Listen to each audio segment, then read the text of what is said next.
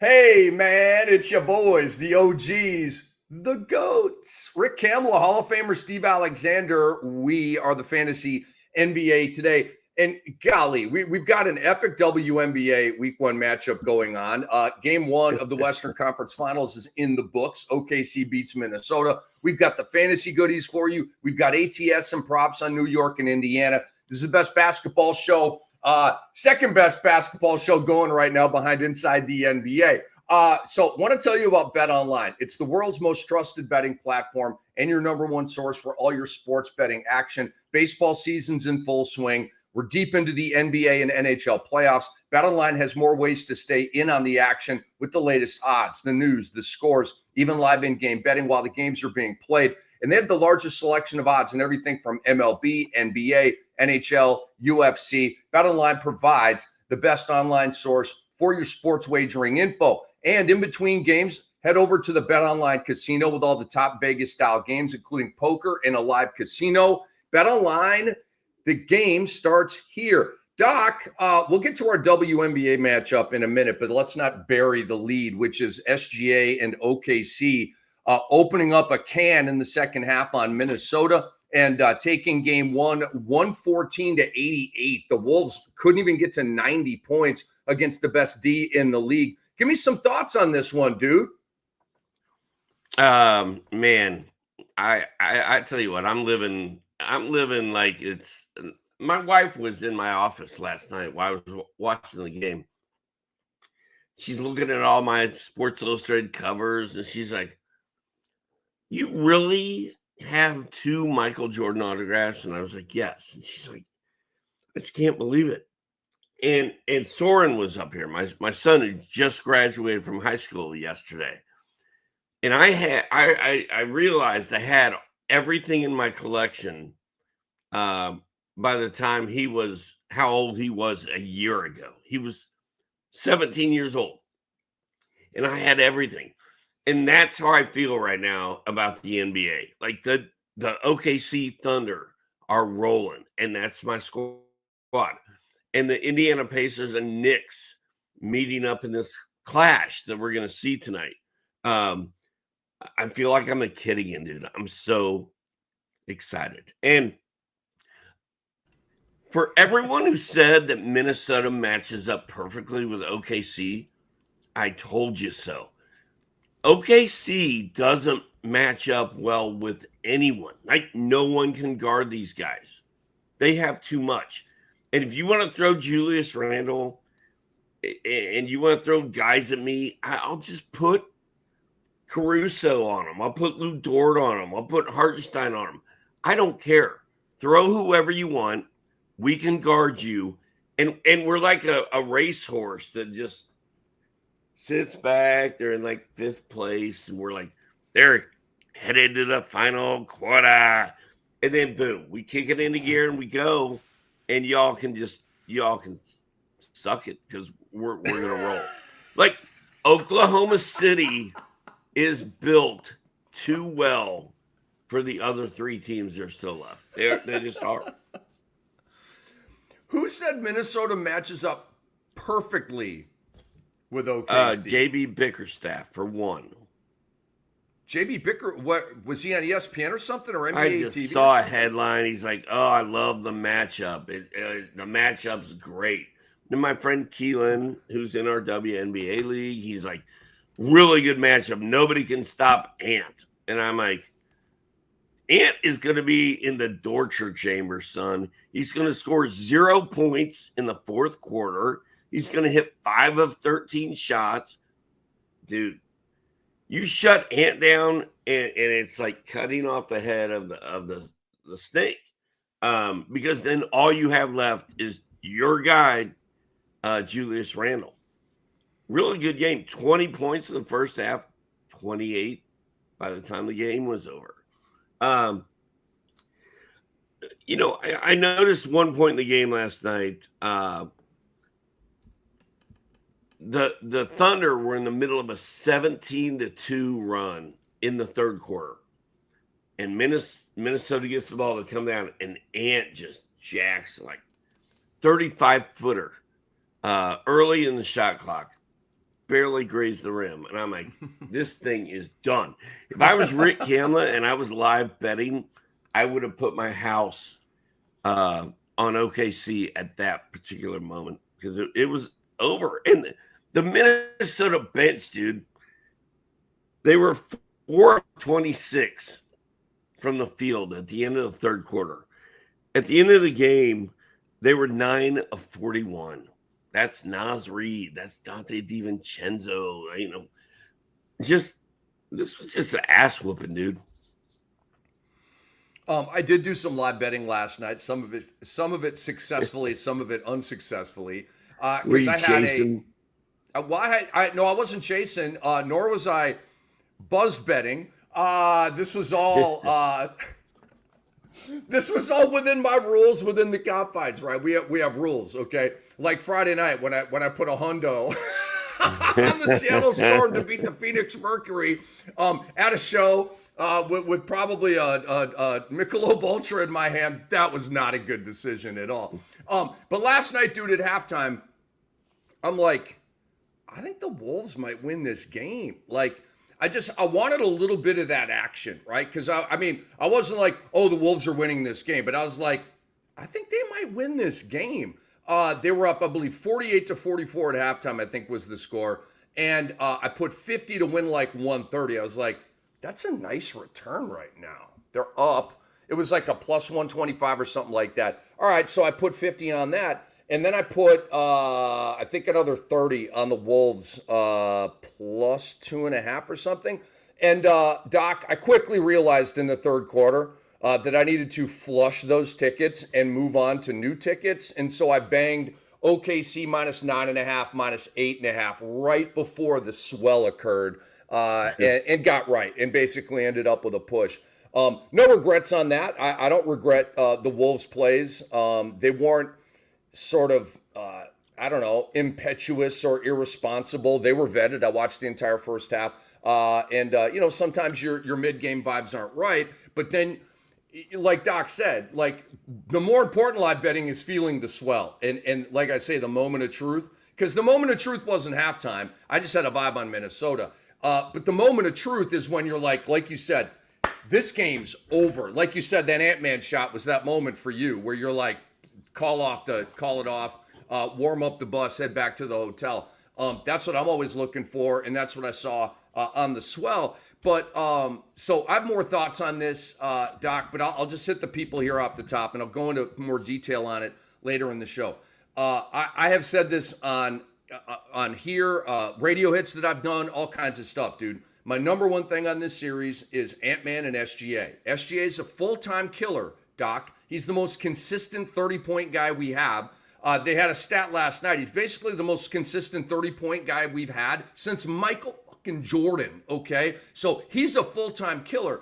And we saw that in the first half when he's baiting fouls and going into guys and maneuvering the refs and all. Like, that's killer stuff. I know everybody hates my style of play, but double middle finger salute to the basketball world. I'm doing me, and we're winning. And I have no problem with it at all. AntMan takes 13 shots. SGA takes 27 shots, okay? AntMan was not a killer last night. He needs to be a killer. And, Doc, he needs to be a killer for more than 4 games, okay? Because you say, well, he's only got to do it for 4 games. Let's say AntMan's a killer in one of these games and he has 33 points, but SGA has 40 in that game. Well, you were a killer in that game, but you didn't win it, okay? So he's got to be a killer every game. Otherwise, the Wolves don't have a chance, okay? Because you saw it last night. He had 18 points, and they lose by 26? Is that? Dude, they're outscored 70 to 40. They lost by 26 points. Like, dude, Doc, that did not feel like a 26-point game. And I know the swell and like OKC just hammered them late, but that did not feel like a 26-point game, dude. Just didn't. That's crazy. When I used to play, I used to go over to the gym and play with the old guys in town 2 or 3 mornings a week. And there'd be times where nobody'd be guarding me. I'd get hot and start feeling it, just start bombing threes. Like, oh, this feels awesome. And then like the next game, would come along, and now I got this little short, bald dude, like right up in my face. He's like, "Oh, you think you're gonna do that again? Guess what? You're not." And I'm like, "Oh man!" So this guy's What's his name? me. Off Night. I'm like, did you call that guy Off Night? I call him Roundabout. The top of his head looks like a freaking roundabout. Cul-de-sac. Maybe that's why he was D'ing you up with such fervor. Dude, he teased me up with such fervor, and I have 0 points and 2 rebounds like the next game, and I'm like feel like I can't play anymore. I mean that's what OKC does to you, dude. They get up in your face and they D you up, and they were.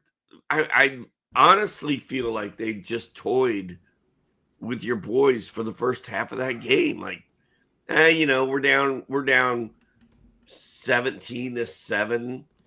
We're just going to hang around, tie it up by halftime. Then we're going to put her down in fifth gear and go. And I just feel like that's who they are. If they're on their game, like no one can beat them. They're built too well. They're like Steve Austin, the $6 million man. And quickly here before we get into, well, it doesn't have to be quickly, but we're going to get into our fantasy here in a moment and continue we do need to talk about Ant's ankle though, right? Before we do that. Sure. What do you got on Ant's ankle? They asked the lady that the woman that was reporting, like, was his ankle an issue? And she's like, no, absolutely not. He came out and he played the second half. Although he didn't score a point in the fourth quarter, like, you at least have to wonder if there's a correlation there, right? Like he turned it.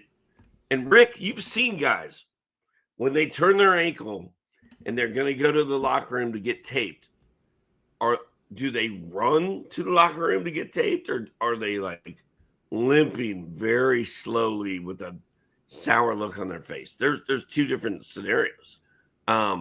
If he was just going in to get taped up to get back out there and play, he would have been hustling.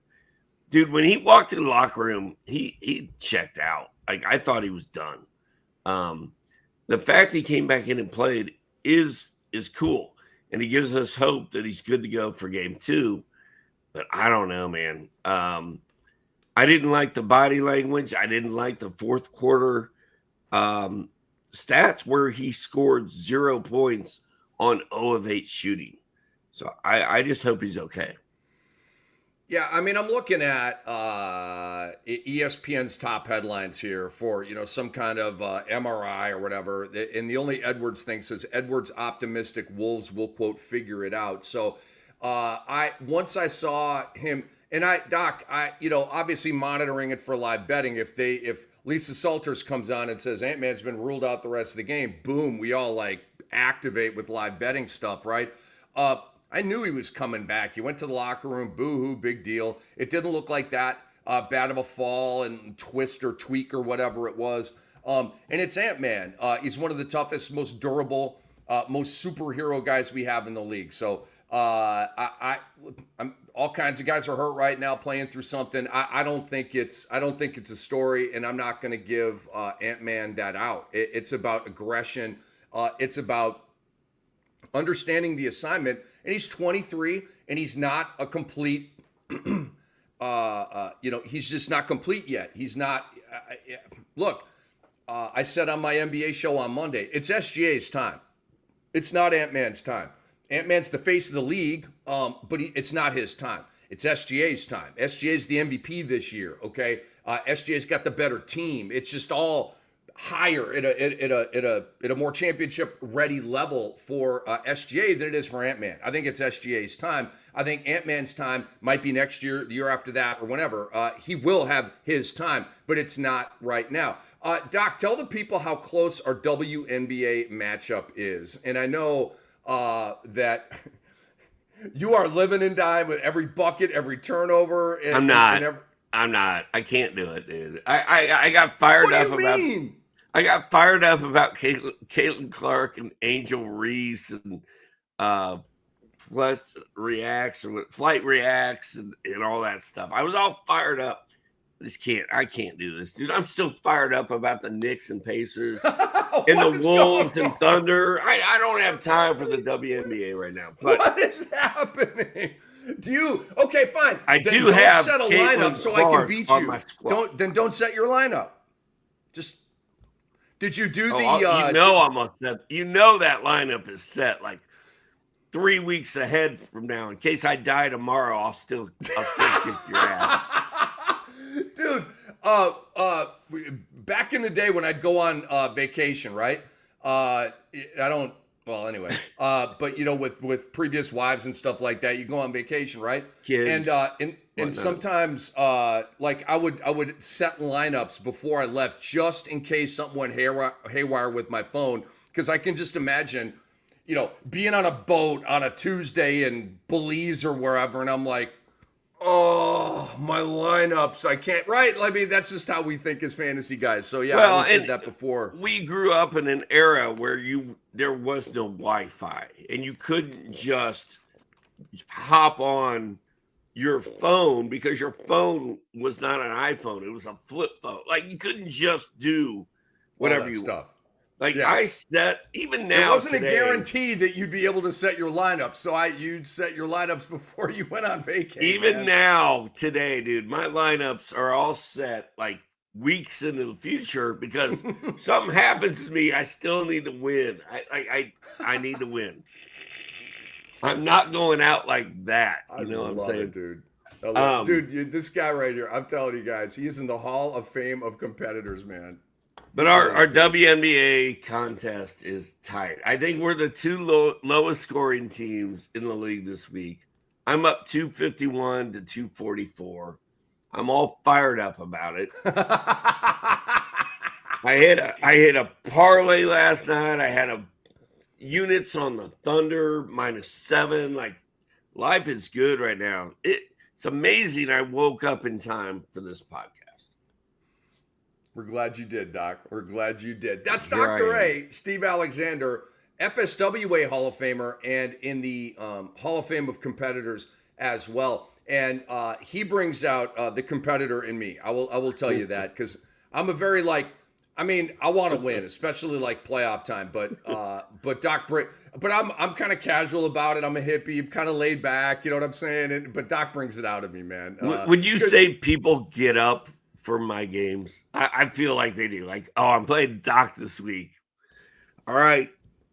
I know, dude. I know how seriously you are going to take any matchup with me and you.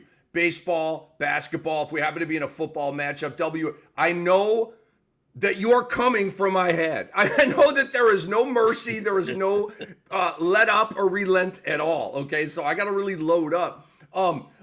I don't load up like this for a Brew matchup, with all due respect to the great Aaron Brewski, because I know Bruce taking it in stride, right? Like, Brew wants to win, and I know he's a hardcore competitor, but I know that he's not pacing the floors all day, every day about his head-to-head matchup with Cam. But I know that my boy Doc is. He's taking it in stride, which is the exact opposite of what I do. Like, I panic, I complain, I get mad, and yeah, you're right, dude. I do not take anything in stride.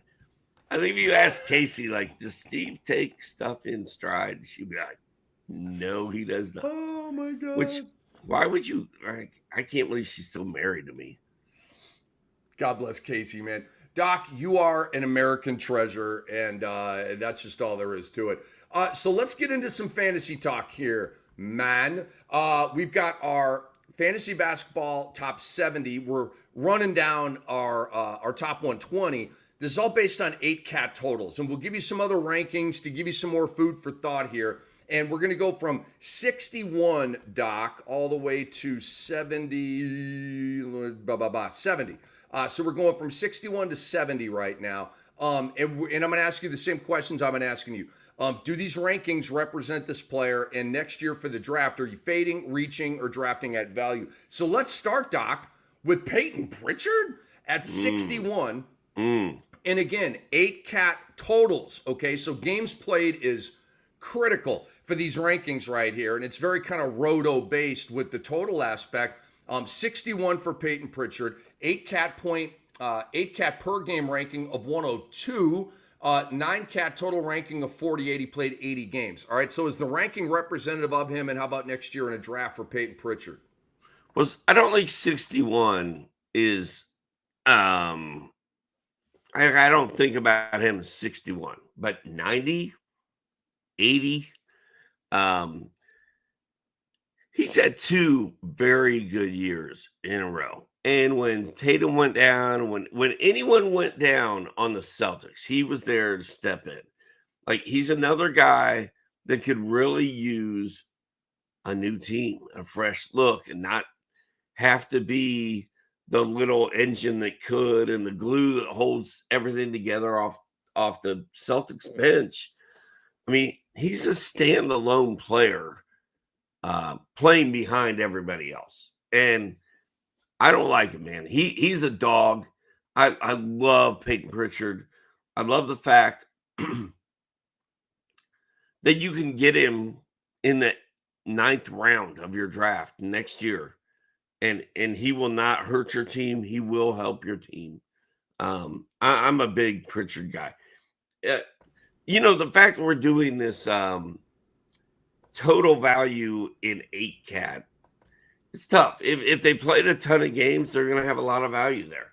I think you have to spread it out and look at the whole season. I do like Pritchard, though. I think 9th round is the perfect time for him. Yeah, I'm with you on that, Doc. 61, is that representative of Payton Pritchard? I mean, I feel uneasy about it. I agree with Doc, but I will say this. Payton Pritchard next year, Doc, the career year is loading. Because Jason Tatum's not, I don't believe Jason Tatum's going to play 1 minute of one game next year. Nope. And Jaylen Brown's coming off of the meniscus thing, which may require surgery, may not. Next year, Doc, I mean, it might even be like the Golden State tank year in the middle of their dynasty, or the San Antonio tank year that led to them getting Tim Duncan back in the day, where you just sort of suck for 1 year due to injuries, and you capitalize on that with a draft pick, and boom, you're right back in the championship fast lane. I don't know. Could go down that way. But what I know, Doc, is that Payton Pritchard is going to be a primetime player next year. This year, 14 points, 4 rebounds, 3.5 assists. All of those numbers are going up next year. 3.2 threes per game is elite on 7.8 attempts. That's 41% if you're rounding up. He's a career 40% banger. I could see 16, 4, and 5 next year. And will Drew Holiday be moved out? Will he still be there? Will his game continue to diminish a little bit? So I'm going to be, I do a pop player article. Doc does his My Guys article, and it's very similar. It's kind of like, it's the same thing-ish with sort of different headings on it. But I'm big with the pop player. That if you have 5 or 6 pop players on your team, you're probably going to win the title in a redraft, because you've got all the guys that are maxing out, overachieving off of ADP and all that kind of stuff. I think Payton Pritchard's going to be an ADP hero next year, Doc. I think he's going to be drafted, like you say, round 9, round 8 or whatever. He might be a top 50 guy next year with Tatum being out. So that's where I'm at with Payton Pritchard, dude. Very bullish on him for next year. Before we move on, he'll be 30, or Drew Holiday will be 35 years old in June next month. He's 35. Jalen's hurt. Tatum's done. I'm going to guess that by the time draft day gets here in October, for us fantasy nerds, Payton Pritchard is going to have all the hype there is behind him. The hype train will be rolling. Now I'm looking 7th round. Because like you said, man, he's going to pop. And so is Derek White. Yes. Good point. Totally agree. Derek White, who we have already covered in our top 120 breakdown. So Payton Pritchard at 61, again, based on 8-cat total value. 62 is Deni Avdija in total 8-cat value. All right.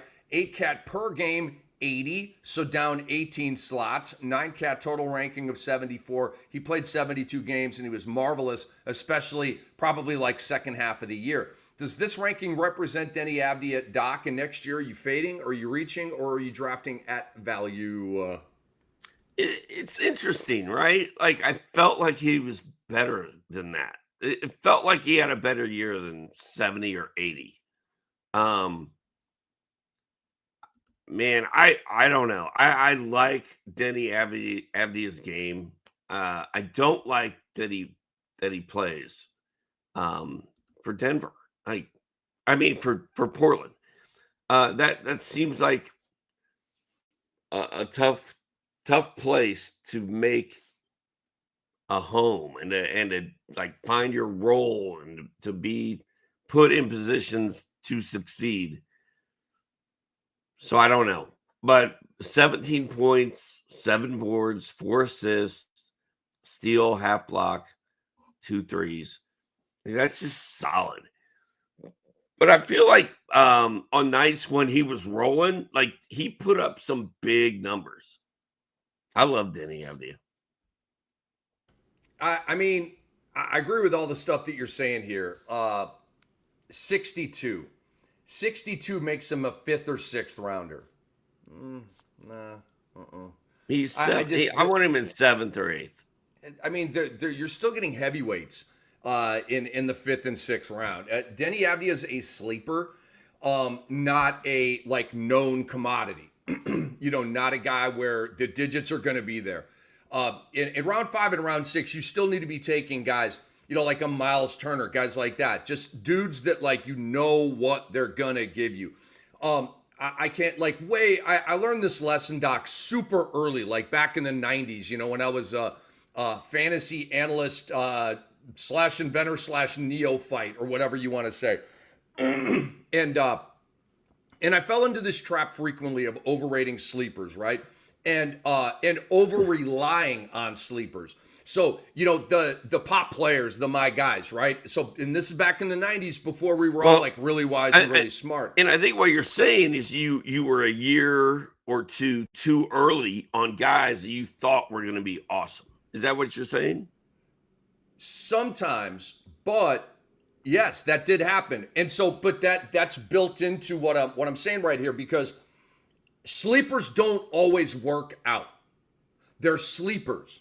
They're not locks. They're sleepers. So for whatever reason, they might not work out. And it may be exactly what you said. Like, I'm hot on a guy, right? Like next year, I might be hot on Reed Sheppard, right? But Fred VanVleet is still there. So that's incorrect. Don't be hot on Reed Sheppard if Fred VanVleet is still there. Reed Sheppard's not popping if Fred VanVleet is still there in Houston, right? So that would be an example of like a sleeper mistake you could make. And that seems rather obvious and it's probably a clumsy example, but I think you get the point. But you can't rely on sleepers is the overall point right here. You're going to need to be smart with sleepers when it's the right time to start taking them, which, Doc, I would say is probably like 7, 8, 9, 10 kind of thing. But I feel like your top 6 picks, like they need to be mainstays. They need to be just rock stars, like get Levine in round 6 where you're going, 21, 4 and 4 with 2.5 threes, like just a guy that's going to give you a lot of counting numbers. So that's where I'm at, dude. So so with Deni Avdija, okay, no, 62 does not represent this player. I'm really confused on Deni Avdija, Doc, because we're going to have the beginning of a season with Portland, with DeAndre Ayton, with Jeremy Grant, Toumani Camara. You're going to have, so it's Simons, Camara, Grant, Avdija, Ayton. You're going to have Scoot Henderson and Shaedon Sharpe coming off the bench. You're going to have, right? So Portland's got a little crew going here. Is Deni Avdija going to have the rock in his hands as much? Is it going to be required of him to have that stat line that you just said? Or with Portland kind of turning the corner here, I don't know, dude. Like Ayton is going to be there. Grant's going to be there. I tend to see a little bit of downside with Deni Avdija. I do. And I like him. Love the year that he had. I feel like it was a little bit of lightning in a bottle. And I'm not sure because it happens with football players a lot. They go to a new team, or there's a new quarterback, or they go from the one receiver to the two receiver. And it's like, you got to diagnose the change, because the change can lead to upside or downside. If there's no change and everything is static, then you can rely on the numbers that have been there. For Deni, I see the change happening, and I don't think it's going to behoove him in the statistical way here. So he's in Sleeperville for me, and I'm probably going to fade Deni Avdija. Definitely not going to reach for him. Probably not taking him at value. I'm probably going to fade Deni Avdija. All right, Doc, let's move on to Tyrese Maxey right here, number 63 in terms of 8-cat total, 63.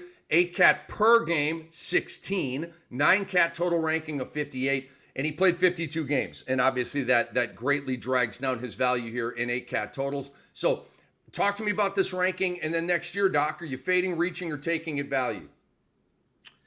You know, I to what you were just talking about before, like finding sleepers and where do you draft them, and try not to be a year early on a potential stud. I feel like 2 years ago, if you were on Tyrese Maxey, like you were on, you took a gamble on a guy, you probably reached for him around early, and he blew up and killed it. Now, the way things are going in Philly, and now it's like, oh, should Philly add Kevin Durant? Like, I don't understand how you're Philadelphia talking about adding Kevin Durant instead of moving Joel Embiid. Like,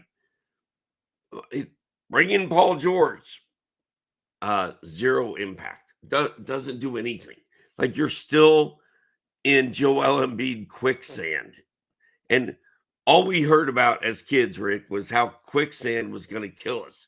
We're going to run into it in the woods, and we were going to get stuck, and it was going to take us down and out. That is Philadelphia with Joel Embiid. I don't think they can win if he's there. And Tyrese Maxey, back to the subject, sorry. 2 years ago, I was all in. I was like, give me this guy. I want him on my team. Now, I for what it takes to get him and how unreliable the Sixers are, I'm probably letting somebody else draft him. Bam. By the way, Doc, you are on one today. You're cracking me the expletive up. It is Rick Kamla. It is Hall of Famer Steve Alexander. Our great producer, Andre Lamouche, is with us as well. We are the Fantasy NBA today. I'm going to capitalize on that vibe right there and bang the heck out of Tyrese Maxey in drafts. I want him in round 3.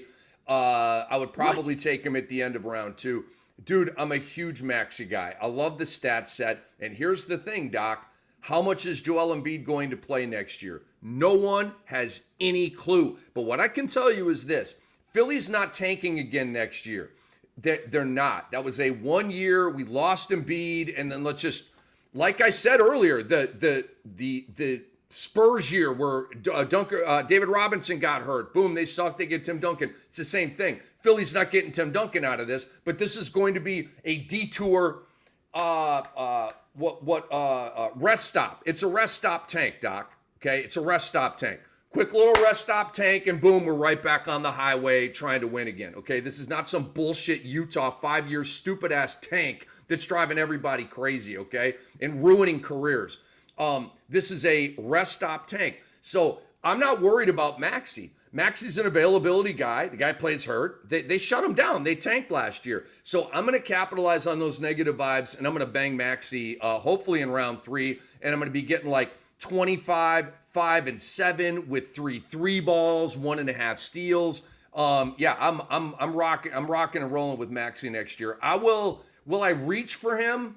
I don't know if I might slightly reach. Definitely taking him at value. Well, you'll be getting 25 points, 3 rebounds, and 6 assists. It ain't gonna be 25, 5, and 7. But no, I love Maxey, man. What I want to do is find the next Maxey, and like that whole talk you gave. Competitive as well. This guy right here, I'm telling you. The whole take you had, like 10 minutes ago about sleepers and that whole thing is like, that's what I've really done. Like I've taken the I've taken the list of guys and I've just shaved it down to where I have this little tiny funnel of like studs that I know are going to come through that have upside, and then my sleepers that I know are going to play well that have upside, and I just go for it every year now. I don't care. There's like nothing safe about the way I draft. Like I want all upside, all home runs, and when it goes bad, it goes really bad. But when it goes good, I look like a genius. So it's just fun for me to try to hit a bunch of home runs. And Maxey, like I know what Maxey's gonna do. He's topped out. He's ceilinged out. There's nothing left for him to do that he hasn't done, except play for a winning, decent team. And I'd rather swing for the fences. Understood, man. Understood. All right, let's move on here. It is Cam. It is Doc. Toumani Camara at 64. Doc, 64. And again, that's 8 cat total. 8 cat per game, 103. 9 cat total ranking of 56. He played 78 games. Does this ranking represent Toumani Camara in next year? In the draft, are you fading, reaching, or drafting at value? I'm drafting him at value. I think Toumani Camara is a Kamla guy. Like, ooh, I like me some Toumani Camara. I got him late in my draft. I just plug him in there every night, and he does what I need him to do. He's not going to win me a championship, but he's not going to hurt me. Like, he is a fantasy role player. If we can get Jeremy Grant out of the way, a lot of things would open up in Portland. Why is Jeremy Grant still a thing? I don't get it. I would like for him to get out of the way and let Toumani Camara just play. I think he's only in his 3rd year. He's going into his 4th year, I think. And he's fun. Like, there's still lots of upside there with him. So I like Kamara. He's a glue guy you take late in your draft.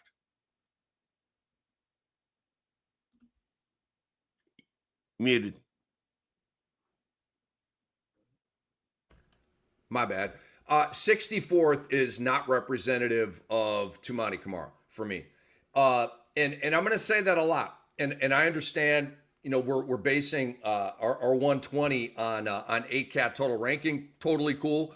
But for me, what's more representative of Toumani Camara is his 8 cat per game ranking of 103. I've got to get Toumani Camara late in drafts or off the waiver wire to feel good, to feel like I'm winning. If I'm drafting Kamara in round 8, round 9, no. Nope.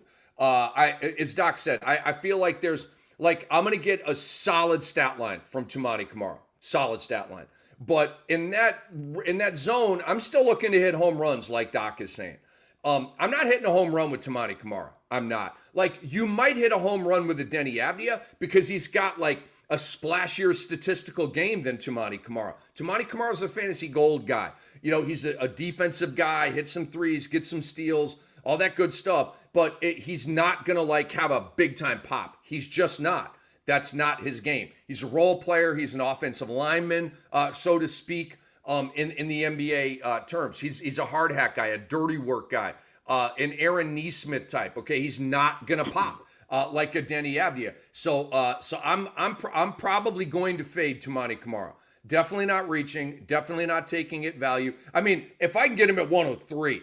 If that's value, but if it value is 64, then I'm definitely fading Toumani Camara. So let's move on here, Doc. Number 65 is Keon Ellis in 8 cat total ranking.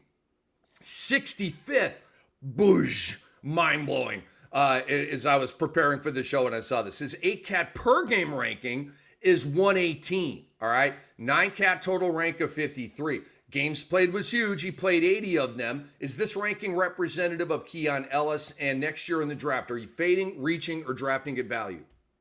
Rick, you and I are head-to-head guys, and we're also fantasy owners, managers that like guys that score points. And yes, the 0.8 blocks from Keon Ellis and the 1.5 steals. Oh, it's just heavenly, right? Dude, 118 is generous ranking for Keon Ellis in head-to-head leagues. And that's why you have to be very careful when you're listening to Rick. A lot of times Rick is dialed into dynasty and longevity and that. I'm what is here for me right now. I don't give a crap about anything else, and it's from a head-to-head bias. And then Brewski is more like, I'm kind of a roto guy. I'm playing for big money. I'm very conservative and very what Keon Ellis does is amazing for what I want. So you got to be careful which one of us you're listening to, but in just the general spectrum of the world, Keon Ellis is at best a last round head-to-head fantasy basketball pick. That was a very astute breakdown, dude. It really was. I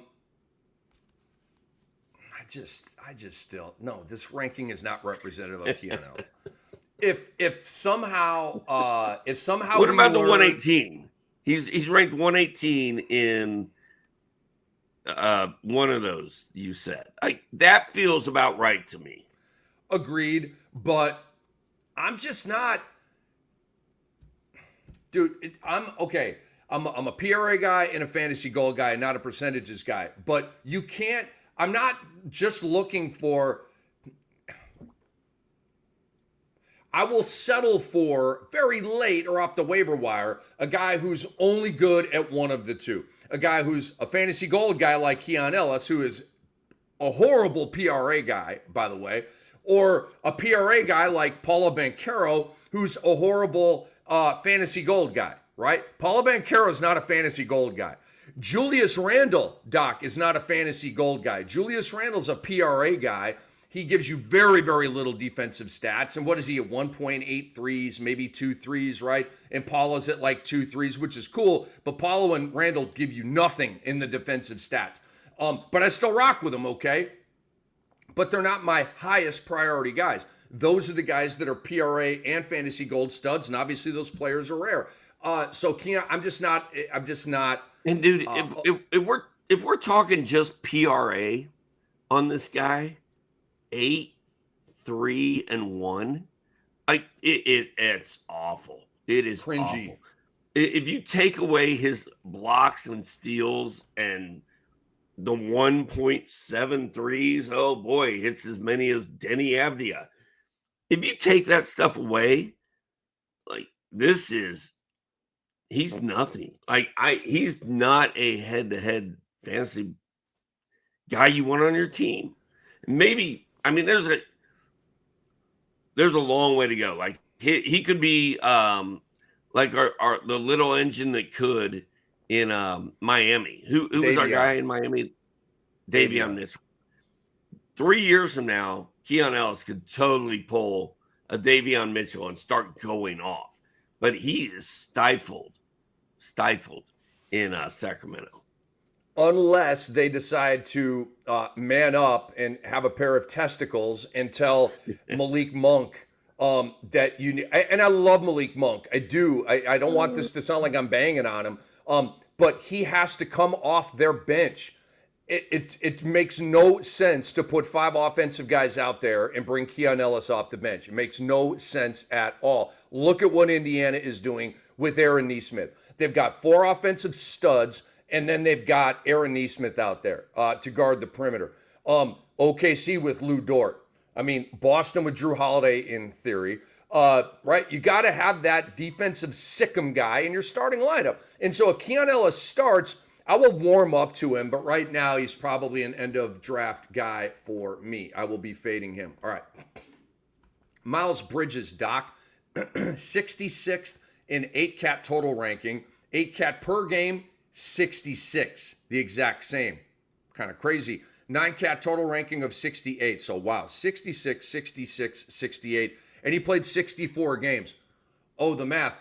Is this ranking representative of this player? And next year for the draft, are you fading, reaching, or drafting at value? I feel like I got him as a value pick this year because nobody's talked about the guy for 2 years. We really weren't allowed to on some of the platforms I work on. I thought he played very well. I thought he had a good year. I like the fact that all of his rankings are right in the middle of the 60s, including games played. And that's right where he'll be again next year. If I take him in the 6th round, I'm good.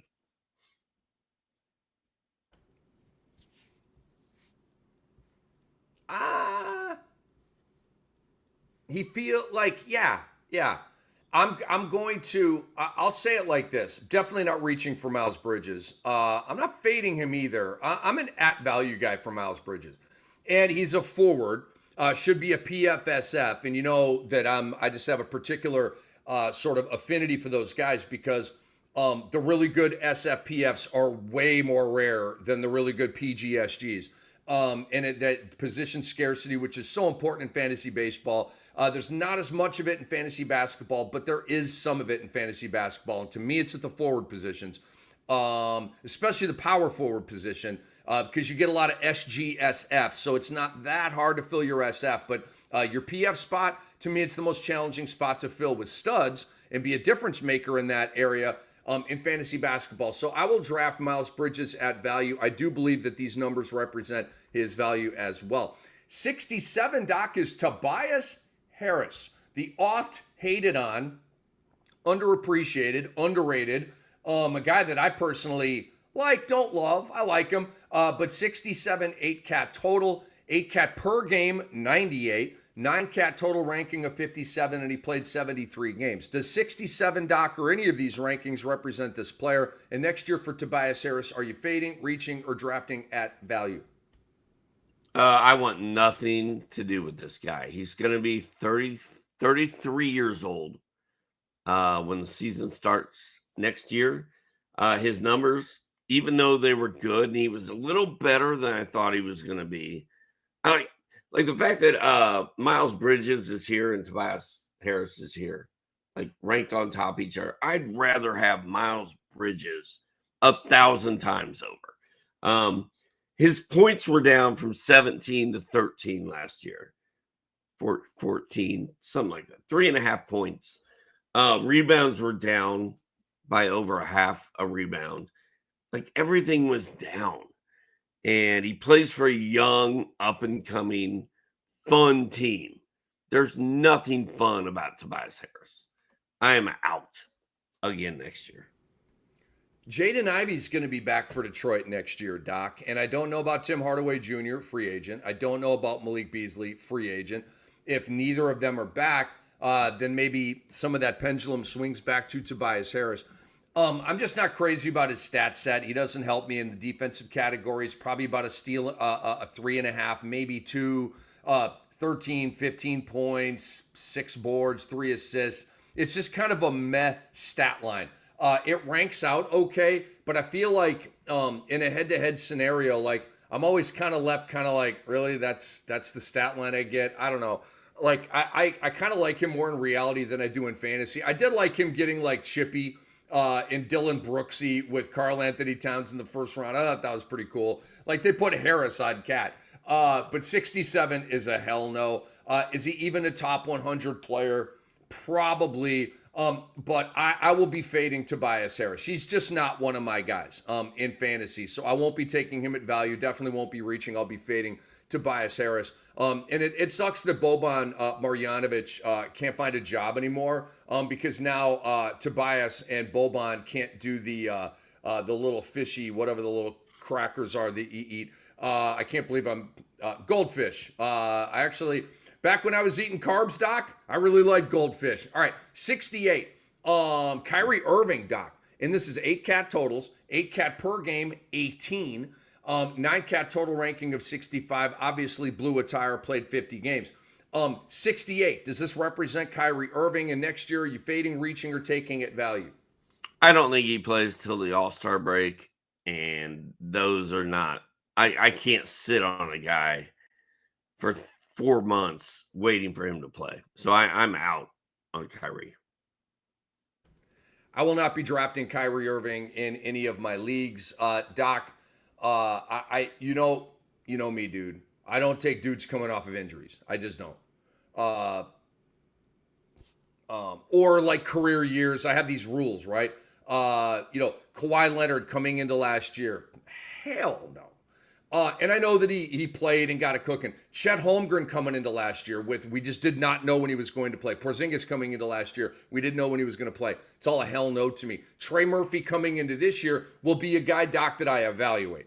How far is he falling in the draft? Because I think Trey Murphy might miss a month, 2 months. I still think we might get a really healthy chunk of next year from Trey Murphy. I do not feel that way about Kyrie Irving. I think he is going to miss a whole lot more games than he plays. I don't know, maybe he plays 30 games, but I'm going to let some other people rock with Kyrie. Kyrie's going to be that guy that falls to like round 6, 7, and the whole draft is looking at it like someone's going to have to belly up to the bar. And maybe at that point, you're feeling good about your team and you just draft him and stash him for the stretch run. But what if he suffers a setback? What if Dallas sucks and tanks and decides not to bring him back? There's all kinds of potential negativity with that, and that's why I just overall fade guys coming into a year off of a significant injury like this. Damian Lillard, same thing. Jason Tatum, same thing. All right, Doc.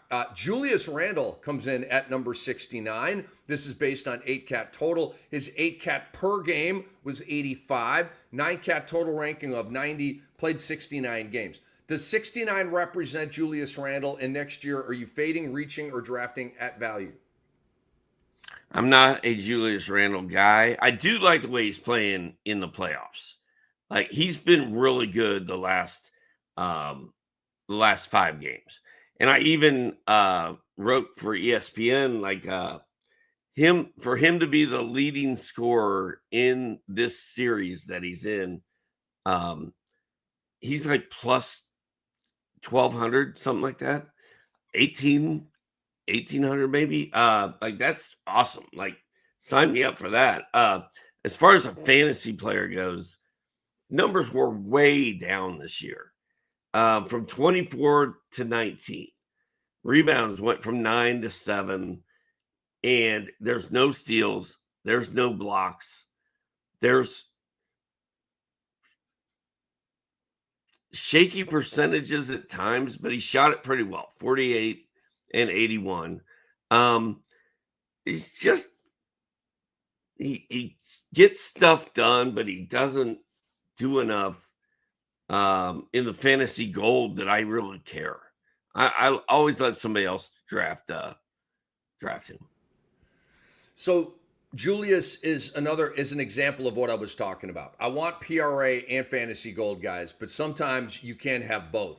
And so, but those guys fall a little bit, but I'll still mess with them, especially a strong PRA guy like Julius Randle.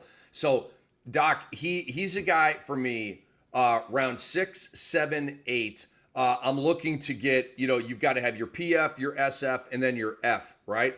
And so he might be my F. I might already have my PF, my SF, and so he may then be my F to complete my sort of starting forward look and with a really strong PRA, and obviously knowing that there's some deficiencies in his stat line. He's not a guy that I would reach for, and I don't think I'm going to have to take him at value because I think overall, Doc just said some stuff, and I think overall the perception of and reputation of Julius Randle isn't great. In reality and in fantasy, I just don't think a lot of people really like the guy and don't want to draft him. So I feel like he'll fall at least one round farther than he should just because of that. And I'll be waiting there with a catcher's mitt on a 100-mile-an-hour fastball. And I'll be taking my guy Julius Randle. And like I said, getting a really solid PRA and understanding that he's not helping me defensively at all. And giving me 1.5, 1.6, 1.7, maybe 2 3 balls, but probably not even all the way up there. All right, Doc, number 70 is Keegan Murray. Keegan Murray. I love that. I missed that. It's probably my anyway. 70 is Keegan Murray. All right, based on 8-cat total rankings. Says 8-cat per game, Doc. Timber 114, 9-cat total ranking of 55. He played 76 games. He's a rock star that way. Does 70 represent Keegan Murray, Doc? And next year, fading, reaching, or drafting at value? We need to see what Sacramento's doing. If we still have DeMar, it's just a mess, right? And Keegan's the odd man out. He's getting squeezed by Zach LaVine and DeMar DeRozan, all that stuff going on in Sacramento. Like there, Domantas Sabonis and like there's just nowhere for him to thrive. He needs a new team. He needs a new look. Like if he got traded to the Wizards tomorrow, I'd be like, I'm in. I'm doing it. I'm going all in on Keegan Murray. But I just don't. 12 points, 7 boards, 1.4 assists, less than a steal and a block. I just can't. I'm out. He's a dynasty guy for me, Doc. He's not a redraft guy. He's a dynasty guy. I would love to have Keegan Murray in a dynasty league. I'm a huge fan of his game. But as Doc said, he is capped in Sacramento. If they grow a pair of testicles and bring Malik Monk off the bench, then guess what, Doc? It's going to activate Keegan Murray. But it's not going to activate Keegan Murray all the way up to 20 PPG. You've got 3 20 PPG guys with Domas and LaVine and DeRozan. So can Keegan get up to 15? Maybe if Malik Monk is coming off the bench. They're probably not going to grow a pair, and they probably are going to continue to start Malik Monk. And Keon Ellis will be diminished off the bench, and Keegan Murray will be diminished in the starting 5. This ranking is not representative of Keegan Murray. The 114 8-cat per game ranking, I think, is more representative. He's a dynasty guy. He's a guy that he's like a running back in football. And I'm trying to think of an example, like an understudy guy. Like who was the guy under LaDainian Tomlinson? Was that Michael Turner, Doc, who went to the Falcons? I don't know. Mike Allstott for a couple of years before he. Yeah, but he's like the backup and kind of chilling, and then the other guy goes away and boom, he takes off. But you got to wait a little bit. Keegan Murray is that guy. He's a dynasty league guy. If you have him in dynasty, don't trade him. And if you don't have him in dynasty, to me, he's a buy low guy. His value is never going to be lower than right now. And like Doc said, what if Sacramento? I talked to some of my Sac guys, Doc, and they want to tank. Like the city of Sacramento wants to trade this guy. Like they want to suck and go to the bottom. They want to blow it up. They want to blow it up and get back into, missing Luka Doncic at the top of another draft, which they did when they took, Bagley. They took Marvin Bagley over Luka Doncic. And they had a European shot caller at the time in Vlade Divac. It makes no sense at all. All right, Doc, let's get into a little playoff check-in for the people here. Doc, I know you're geeked about this game in this series, dude. Pacers and Knicks. I want to segment this with you, and I didn't email this to you or anything. I want to hit you off. You can say this sucks. I want to do it, Cam, or let's rock it. But I want to talk X factor, most important player, and then prediction. Okay, so I'll start with my X factor, Doc. My X factor in this series is Andrew Nembhard, because isn't he kind of always more clutch than you think he's going to be, or always like just making shots and making plays? But he's become a really, really critical guy on that team. I know what I'm getting from Miles Turner. I know what I'm getting from Siakam. I know what Neesmith's going to bring. He's got to try to stay out of foul trouble, right, with the Brunson assignment. And then Hallie's going to be Hallie. Nembhard is still a young ascending guy. And so to me, he's the X factor in this series. Who's your X factor? It's interesting because I think about Nembhard and Neesmith. And you talk about guys who are not stars. Like I can't even really see them in my mind. Like I think about Miles Turner. I know exactly. I see him. I see those guys. I'm just like, wow. My X factor is Miles Turner because he's going up against Cat, and Cat is going to go off. And Cat's going to be a focal point behind Jalen Brunson. It's going to be Cat. And Turner needs to be Robin to Tyrese's Batman, because I don't know that Pascal Siakam. I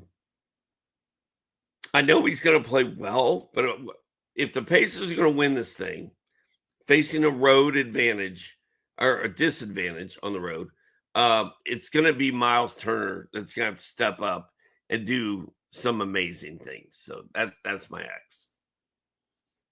I like it, dude. Most important player to me is Karl Anthony Towns, Doc. Karl Anthony Towns has to ring the dinner bell. This can't be a foul trouble series. Doc, do you know why Karl Anthony Towns is a New York Knick right now? Why? It's because he pooped the bed last year in the West Finals against Dallas. He was awful. Probably the reason why they lost that series. I believe that's why Minnesota was like, all right, we've done the Cat thing. He blew up at the most critical time of the year. We're shipping him out. But I think both teams won that trade, by the way. They're both still alive. Cat's an MVP candidate in New York. Randall and Dante are doing their thing in Minnesota. I think really it's been a good trade for both teams. But Cat, he can't fail, Doc. If Cat's not, rocking a really healthy stat line, because New York, I mean, you got Mitchell Robinson, Doc, and Mitchell Robinson's been playing well, but dang it, you can't be, he was third on my MVP list this year. So you can't go out there and have a 16-point, 9.5 rebound playoff series. No, you need to be a 20-10 dude every game. So Cat's my most important player. For me, it's Tyrese Halliburton. We know Jalen Brunson's going to be a dog and go out there and score 30 every game. We know Cat is going to be pretty good. We know the Knicks are going to run the same 5 guys 35 minutes every night. This is all about the league's most under or overrated player, Tyrese Halliburton. If Halliburton carries that chip on his shoulder, and is like, the Pacers have a chip on their shoulder. They're disrespected and pissed off. And their leader is Tyrese Halliburton. If he can match what Jalen Brunson does, the Pacers win. Give me your prediction, bro. How many games? I'm going Knicks in 7 in a epic one for the ages series that lives up to all of our hopes and dreams of, memories when we were much, much younger. I want this to be that series, and I think it will be. I'm rooting for the Pacers, but I'm betting on the Knicks. I'm the same way with the Minnesota OKC series. I picked OKC in 7, but I'm rooting for my Wolves. And so I like that. I thought you were going to say Indiana in 7, Doc, and he picked Indiana to beat Cleveland, all right, before the series. You got to know that because virtually nobody else did. I thought you were going to take Indiana, but you have been bullish and high on New York to win the East and go to the finals all year. So you are maintaining take integrity with that. And so I like it. You're not being fanboy. There's take integrity here. You're rocking with the Knicks, and so am I. I got the Knicks in 7, Doc. I think, dude, you know me, dude. I'm big on the law of averages and things being different the next time, right? Last year, second round, where was Game 7? Indiana in New York at Madison Square Garden, right? Okay, you had Indiana have like the greatest offensive game of all time or whatever it was. Brunson broke his hand. Those are 2 acts of God. Those aren't happening again. All right. And I do believe that there will be another Game 7 at Madison Square Garden. I also, Doc, I just don't see Indiana beat New York 2 years in a row in the playoffs. I just don't see it. I don't see one team as like clearly better than the other that way. I think both of these teams are on a similar level and like just a really good matchup, really fair fight. So I will go with the Knicks in. But I do feel like Indiana has some magical spell working this year. They feel like a team of destiny. I mean, the video that played on our TV for 24 straight hours of a Pacers fan in New York getting trash bags thrown at his head, and he's a New York firefighter, and Tyrese found him and is going to fly him to Indy for Game 4. Like, there are destiny-like things happening here. So I feel like this one's out of our hands. Like there's something going on with the Pacers and Knicks. And dude, I just can't wait to watch it. I'm not plugged into all of that mystical, cryptic stuff you're talking about, but I dig it. Sometimes I am. I'm not feeling the team of destiny thing with Indiana. Not yet. To me, the team of destiny is the Oklahoma City Thunder, and it has nothing to do with destiny. They're just the best team. They're just the best team. By the way, Destiny will be performing tonight at Magic City in downtown Atlanta. You will be able to go there and see Destiny. She will be on stage and she will be shaking it. Okay, all right. There's some Destiny for you. Lemon pepper wings. Lou Williams lemon pepper. By the way, dude. So I've been to Magic City twice. Right? Magic City, baby. A famous ball player. I won't name his name. A famous ball player took me there twice. All right, I won't rat him out right now.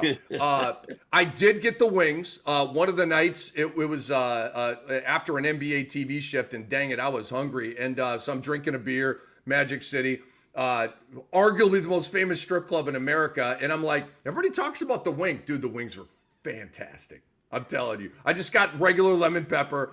I didn't want it like all kind of drippy sauce. I just wanted like some dry. They were phenomenal, dude. Dude, that was Lou's go-to, the lemon pepper wings at Magic City. It was. Shout out to Lou Williams, man. He left the bubble and went to Magic City.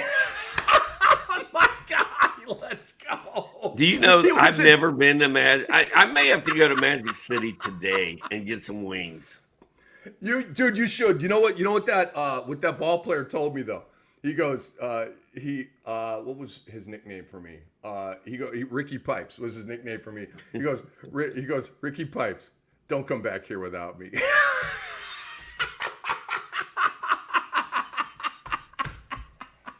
He said, don't come back here without me. I'm surprised he didn't say, don't leave here without me. He said, he didn't say it like, don't come back. He was just like, he's like, think twice before coming back here without me. It's a different crowd than I mean, I'll just say it's a black strip club. Okay, it is. And so, he just said, watch yourself if you come back here. Come in here when I'm not with you. He just said, you're better off coming here with me, Ricky Pipes. He did introduce me to Magic, the owner, very, very nice guy. Anyway, enough about all that. But again, Destiny will be performing tonight in downtown Atlanta. All right. ATS picks, Doc, here for Wednesday night. Okay, so we talked series. We both have Knicks in 7, right? How about game 1 tonight, Doc? Where are you at ATS? Give me the Pacers at 4.5, baby. I just think it's going to be a war every game. So I don't know that the Pacers are going to get more than 4.5 after this. So I want it tonight. Interesting. I'm on Indiana plus 4.5 as well, Doc, for all the same. Look, is it a coin flip series? Yes. I'm looking for a quick answer. Is it a coin flip game 1? Yes. Then I'll take the points. This is a coin flip. I don't know who's going to win. I literally don't know who's going to win this game tonight. I thought OKC was going to win game 1 against Minnesota, but I thought Minnesota was going to cover.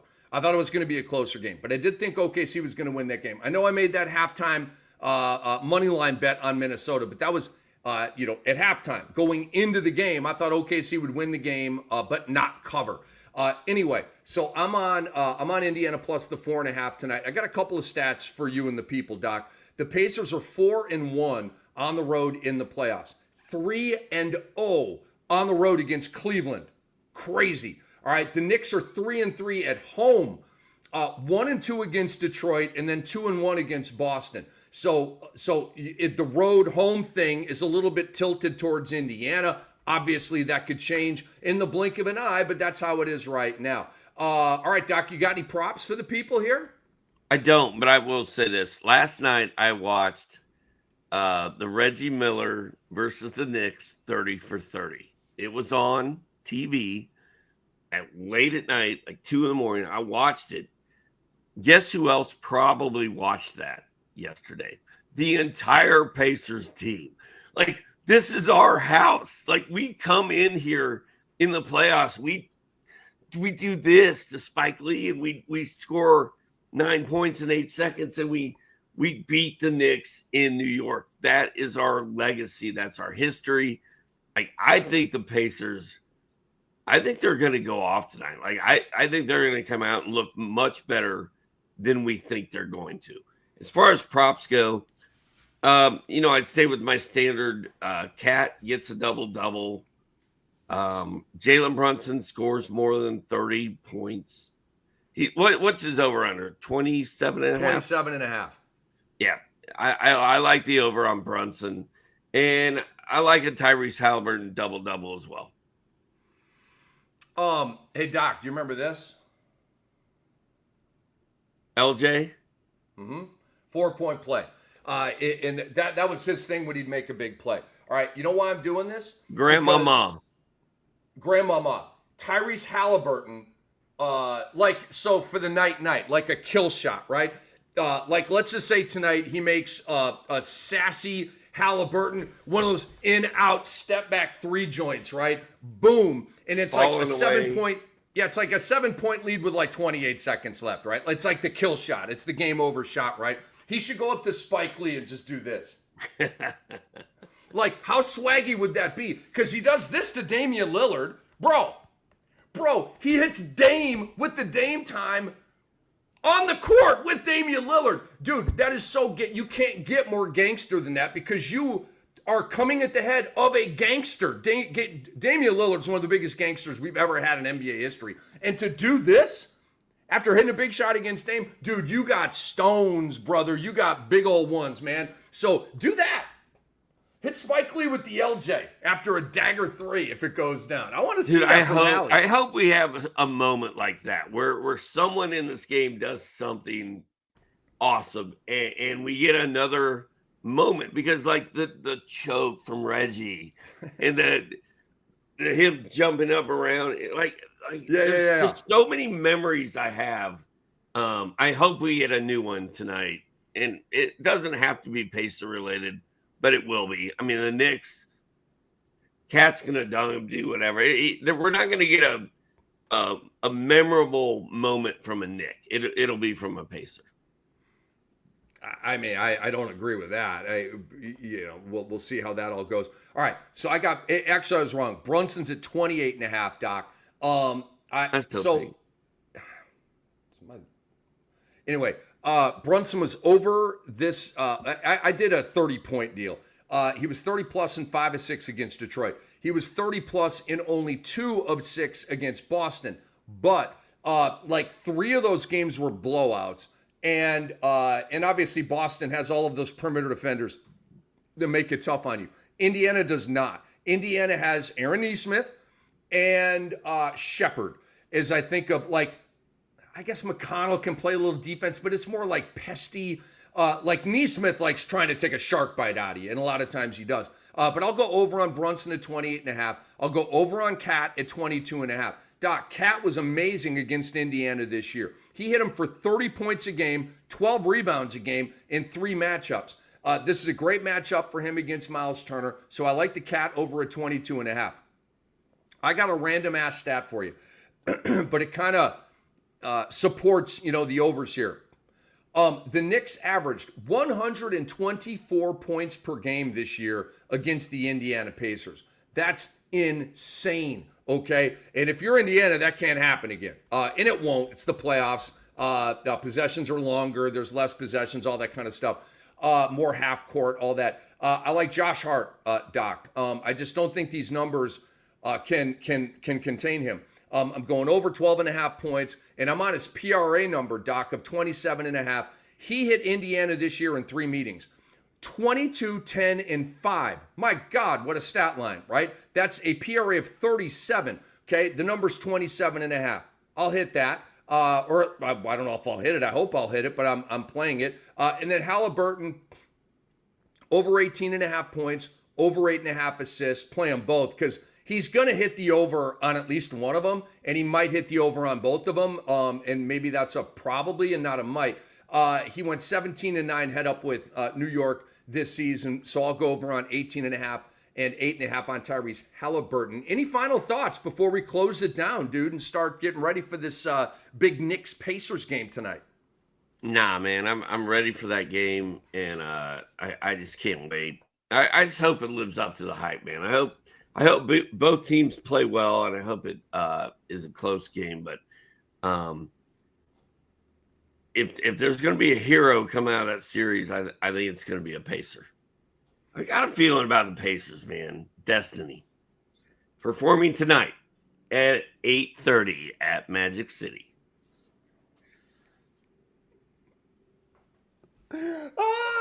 For Dr. A, for Andre Lemouche, I am Rick Kamla. We thank you guys for watching. A couple of reminders. Go to sportsethos.com.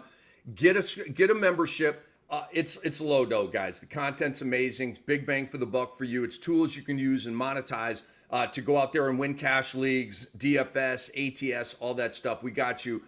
We got you WNBA, NBA, MLB, NFL, and all of that. So sportsethos.com, and go to your favorite app store and download the app, the Sports Ethos app. It's completely free for you. We've got blurbs on MLB, NFL, and NBA. They're very, very comprehensive. So we love you. Thank you so much for watching. We will see you again on Thursday with another episode of the Fantasy NBA Today. This episode's been brought to you by Bet Online. Lemon Pepper Lou.